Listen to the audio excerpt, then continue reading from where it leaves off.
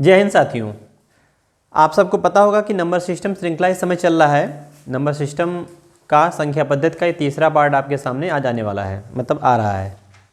तो देखिए, संख्या पद्धति में जो दूसरे पार्ट में हम अंतिम आपको बताए थे, आपको पता होगा वीडियो भी 15 मिनट के ही पढ़ रहे हैं, क्योंकि थोड़ा सा यूट्यूब का कुछ गाइडलाइन होता है कि जब तक वेरीफाई नहीं होता है चैनल मोबाइल से, तब तक आपका 15 मिनट का ही वीडियो बनता है। तो अतः हम अभी 15 मिनट का ही बना पा रहे हैं। 2-3 दिन बाद जब आपका वेरीफाई हो जाएगा चैनल, तो फिर 30 मिनट 45 मिनट का वीडियो बनता रहेगा आपका, और पूरा सिलेबस हम कंटिन्यू जैसे वीडियो मिला वैसे मिलता रहेगा। हम बात करते हैं पिछले वीडियो में। तो पिछले वीडियो में हम संख्या पद्धति में नंबर सिस्टम में आपका जो परमेय संख्या और अप्रमेय संख्या है उसी पे अंतिम क्लास खत्म किए थे, रेशनल नंबर, इरेशनल नंबर। तो देखिए, यहाँ परमेय संख्या जो है ये क्या होता है? Rational number. इसका मतलब है जो रेशियो में, अनुसार में है।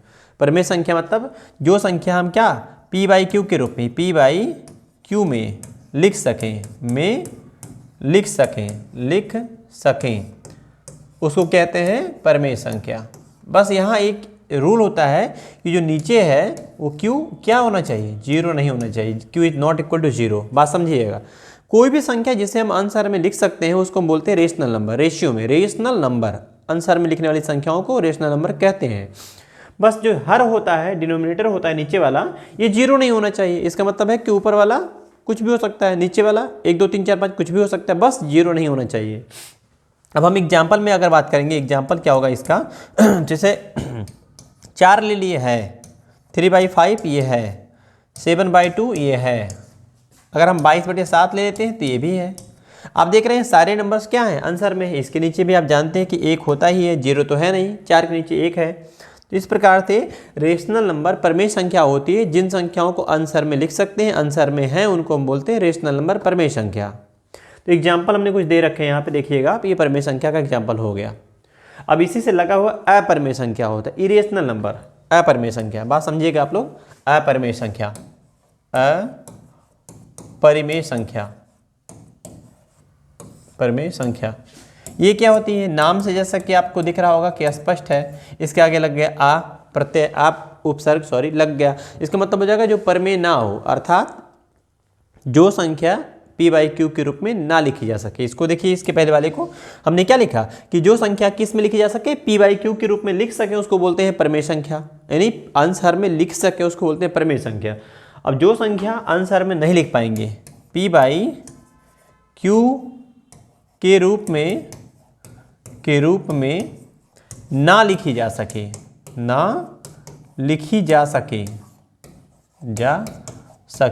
इसको हम बोलते हैं अपरमेय संख्या, जिस संख्या को आंसर में ना लिख सके।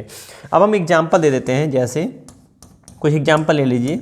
जैसे आपको यदि ज़रूरत लगता है तो डिफिनीशन को अपने स्टाइल में आप लिखते रहिएगा, बाकी हम बोलने को तो बोल ही रहे हैं, आप देख ही रहे होंगे। तो जो संख्या p/q के रूप में ना लिखी जा सके उसको बोलते हैं अपरमेय संख्या, और जिसको लिख सकते हैं उसको बोलते हैं परमेय संख्या।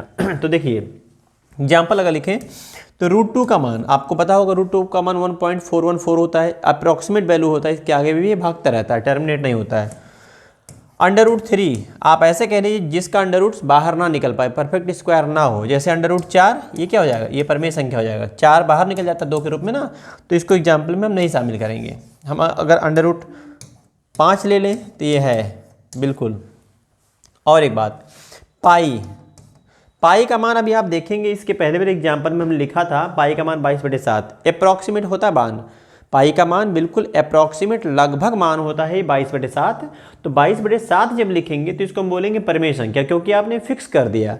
लेकिन जब हम पाई लिखेंगे तो पाई होता है इरेशनल नंबर, अपरमेय संख्या। अपरमेय संख्या पाई होता है। एक बात ध्यान रखिएगा, परीक्षा में पूछता है कि निम्न में से कौन सा अभाज्य है, कौन सा भाज्य है। इसी प्रकार से पूछता है निम्न विकल्पों में से कौन सा परमेय है, कौन सा अपरमेय है। तो परमेय जो पाइस है ये इरेशनल नंबर होता है, अपरमेय संख्या होता है। इसमें लाखों करोड़ों अंक हैं, टर्मिनेट हुआ ही नहीं आज तक, सुपर कंप्यूटर फेल हो गया। तो पाई के बाद जो मान होता है 3.141592, ये अप्रॉक्सीमेट मान होता है, लगभग। ये 22/7 के बहुत नज़दीक होता है, इसीलिए कहा जाता है पाई का मान 22/7, लेकिन वो लगभग मान होता है, एग्जैक्टली नहीं होता, उसके समकक्ष है, लगभग बराबर है। तो पाई क्या है? इरेशनल नंबर है, अपरमेय संख्या। ये टर्मिनेट नहीं हुई, खत्म नहीं होती है, ध्यान रखिए इस बात का, ये थोड़ा सा पेचीदा होता है, बच्चों को बड़ा कंफ्यूज करता है कि 22/7 आपने लिखा, आप परिमेय में 22/7 परिमेय में लिखा तो पाई का मान ही तो 22/7 होता है, तो अपरिमेय में क्यों? तो बताइएगा कि 22/7 उसका लगभग मान है, वास्तविक मान नहीं है। पाई का मान टर्मिनेट नहीं हुआ, खत्म नहीं हुआ, वो आप जब कैलकुलेट करिएगा पाई का मान निकालने का जो प्रक्रिया होता है तो उसमें देखेंगे करोड़ों अंक आएंगे इसमें। तो एग्जाम्पल आशा करते हैं कि आप समझ गए होंगे कि परिमेय संख्या अपरिमेय संख्या क्या होता है। परिमेय संख्या जो आंसर में लिखी जा सके, अपरिमेय संख्या जो अंडर रूट में हो, आंसर में ना लिख सके, उसको बोलते हैं अपरिमेय संख्या। ऐसे ही चलिए आगे देखते हैं हम।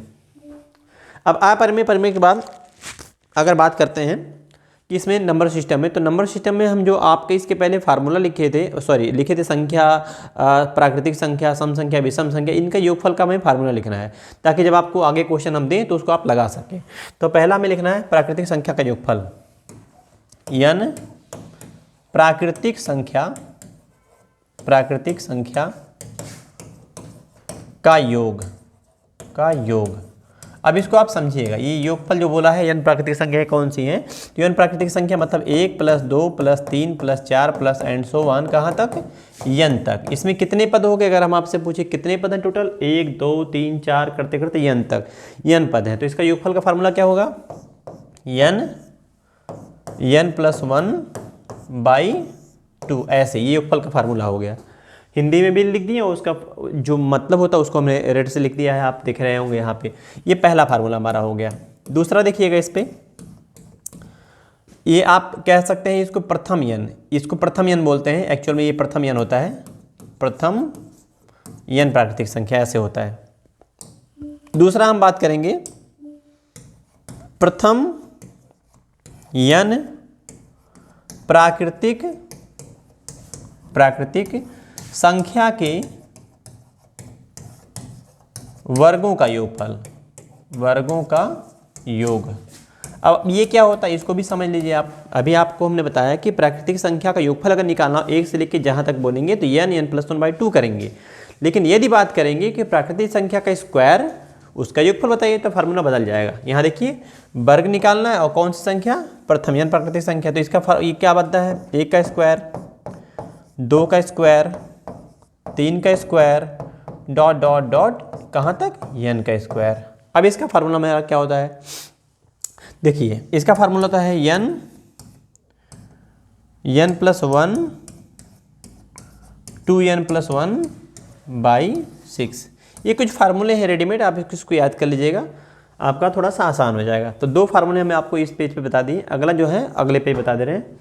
चलिए अच्छा यही देख लेते हैं, एक और देख लेते हैं यहीं पे, इसी पे हो जाएगा उसको भी, ताकि आप स्क्रीनशॉट अगर लेना हो ले सकें। प्रथम n प्राकृतिक संख्या के, इसका अभी आप देख रहे थे वर्गों का, इसके बाद हम लिखेंगे घनों का योग। ये क्या होता भाई? इसको देखिए, अब हमने बोला आपसे कि घनों का योग, घन मतलब होता क्यूब, यहाँ स्क्वायर का सम लिया गया है, फर्स्ट n नेचुरल नंबर का स्क्वायर का सम, यहाँ क्यूब का, घन मतलब होता क्यूब। तो कौन सी संख्या? प्रथम n प्राकृतिक संख्या, तो इसका मतलब क्या हो जाएगा? 1 का क्यूब, 2 का क्यूब, 3 का क्यूब, इसी प्रकार से dot dot dot dot dot कहाँ तक? n का क्यूब। तो इसका फार्मूला क्या होता है? इसका सीखिएगा आप लोग। तो इसका होता है भाई n + 1/2 का होल स्क्वायर। ये कैसे हो रहा है? ये जो आपका प्राकृतिक संख्या होता है, पहले n प्राकृतिक संख्या को उसी का स्क्वायर कर दीजिएगा, आंसर ऐसे आ जाएगा। इन्हीं तीनों का योग जरूरत हमें पड़ता है औसत चैप्टर में, जब एवरेज पढ़िएगा तो वहाँ औसत में भी पूछता है, प्रथम 10 प्रथम 20 ऐसे बोल के पूछेगा औसत बताइए, तो इसी का इस्तेमाल करते हैं। वहाँ औसत निकालने के लिए n से भाग करा देंगे, n कट जाएगा सब में बस। तो ये था कुछ आपका प्राकृतिक संख्या के योगफल, उनके वर्गों के योगफल, घनों का योगफल, इस तरह से। अब इसके बाद हम आपको बताते हैं थोड़ा सा, देखिए हम जो प्राकृतिक संख्या होती है वो आप देखते होंगे समांतर श्रेणी में है, लेकिन प्राकृतिक संख्या का जो तरीका होता है वो एक एक के अंतराल पे होती है। अगर हमारे पास अगर हमारे पास समांतर श्रेणी में तब कैसे करेंगे, तो उसका तरीका बदल जाएगा थोड़ा सा। तो हम समांतर श्रेणी का भी बता देते हैं आपको। समांतर श्रेणी देखिएगा, नाम से स्पष्ट है समांतर श्रेणी क्या होता है। समांतर श्रेणी क्या होता है भाई, समांतर श्रेणी बताएं। तो समांतर श्रेणी होता है, इसको बोलते हैं अर्थमेटिक प्रोग्रेशन, इंग्लिश में बोलते हैं AP, arithmetic progression, AP arithmetic progression. आपको नाम से स्पष्ट पता चल रहा हो समान अंतर, देखिए भैया बोल के देखिए आप इसको, समांतर श्रेणी जब अंतर समान हो, दो क्रमांगत पदों का अंतर समान हो, क्रमांगत पदों का समांतर श्रेणी मतलब हो जाएगा क्रमांगत पद का अंतर क्या होना चाहिए, समान। इसी को जो अंतर समान है इसी को बोलते हैं सर्वानुपात, सर्वांतर। सर्वांतर देखिए प्रथम पद अगर हमारा a है और इसमें अगला पद d का डिफरेंस हो तो a प्लस डी हो जाएगा। अब इस पद से इस पद में कितना अंतर है, कितना बढ़ा, तो आप देख रहे हो d बढ़ा, तो दूसरे पद से तीसरे पद में भी d बढ़ाना, तो इसमें d जोड़ेंगे तो क्या हो जाएगा a प्लस 2d।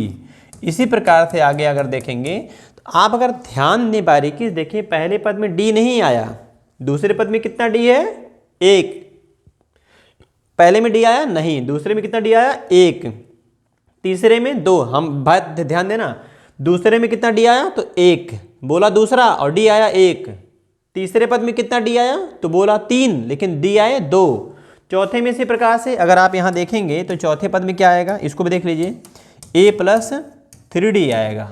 तो पहले में d नहीं आया, दूसरे में 1 बार, तीसरे में 2 बार, चौथे में 3 बार, इसका मतलब जो पद बोलेंगे उससे एक कम बार d आएगा। आप बताएं इसी प्रकार से जो यनवा पद होगा लास्ट टर्म यनवा पद, इसमें कितने d आएंगे, तो आप बोलेंगे a प्लस एक कम n माइनस 1 इंटू डी। तो ये बन जाता है फार्मूला पहला, आपका इस श्रृंखला का पहला फार्मूला हमारा निकल गया। यदि समांतर श्रेणी हो, अर्थमेटिक प्रोग्रेशन हो, तो पहला जो फार्मूला बनेगा यनवा पद यंथ टर्म वो क्या आएगा a plus n minus 1 into D. इसको हम बोलते हैं प्रथम पद, इनका जो अंतर है वो क्या है, तो a है प्रथम पद, जानिएगा प्रथम पद, d क्या है सर्वांतर, सर्वांतर, सर्वांतर दो क्रमांगत पदों का अंतर। और आपको जो यनवा पद लिखा है यहाँ देखिएगा, यनवा पद लिखा गया है, यल लिखेंगे लास्ट टर्म, जब यल आएगा, यल जाएगा अंतिम पद उसको भी बोलते हैं यनवा पद भी बोलते हैं। तो अगर हमें tn निकालना हो, यंथ टर्म निकालना हो, तो a प्लस n माइनस 1 जितना पद बोलेंगे उससे एक कम करके d आप जोड़ दीजिएगा, d फॉर डिफरेंस ऐसे। इसी को हम बोलते हैं यल भी बोल देते हैं, इसी को यह बोल देते हैं l for last term equal to a plus n minus 1 into ये d हो जाएगा, दोनों जानिएगा आप लोग। अब हम थोड़ा सा इसको ऊपर करते हैं, देखिएगा अगर हम बात करें इसमें योगफल का क्या होगा, तो योगफल भी सीख लीजिए। योगफल होता है फर्स्ट n टर्म का सम ऑफ फर्स्ट n टर्म का योगफल निकालना हो, तो ये होता है formula n/2 first plus last. आप अगर नोटिस करें बच्चों तो पाएंगे किसी यल का मान अगर उठा के हम ये रख दें तो एक फार्मूला बदल जाएगा बिल्कुल। देखिए इसको अगर हम यस एन को लिखें, यल के जगह पे क्या लिख दे बच्चों a plus n minus 1 into D, तो a प्लस a तो 2 टाइम हो जाएगा, तो ये बन जाता है n/2 ब्रैकेट में 2a plus n minus 1 into D, इस तरह से। तो ये देखिए योगफल का फार्मूला हमारा ये भी चलता है और योगफल का फार्मूला हमारा ये भी चलता है, दोनों जैसे जरूरत पड़ती है एग्जाम में उसका हम इस्तेमाल करते हैं। तो आपको उम्मीद करते हैं कि ये समझ में आ गया होगा समांतर श्रेणी क्या होता है। जब क्रमांगत पदों का अंतर समान हो उसको बोलते हैं समांतर श्रेणी। और बाकी हमने प्रथम पद, सर्वांतर, यनवा पद, लास्ट टर्म, योगफल सब बता दिया इसमें। अब अगली वीडियो में हम आपको इसके आगे पढ़ाएंगे कि इस पर क्वेश्चन जो आते हैं उसको कैसे करेंगे। तो अगर आप इस वीडियो को पूरा देखें तो बताइए, अगर कोई डाउट है तो उसको पूछिए कमेंट बॉक्स में। और अगला पार्ट में हम आपको क्वेश्चन कराएंगे, तो अगले पार्ट को ज़रूर देखिएगा। मिलते हैं फिर अगले वीडियो में। जय हिंद।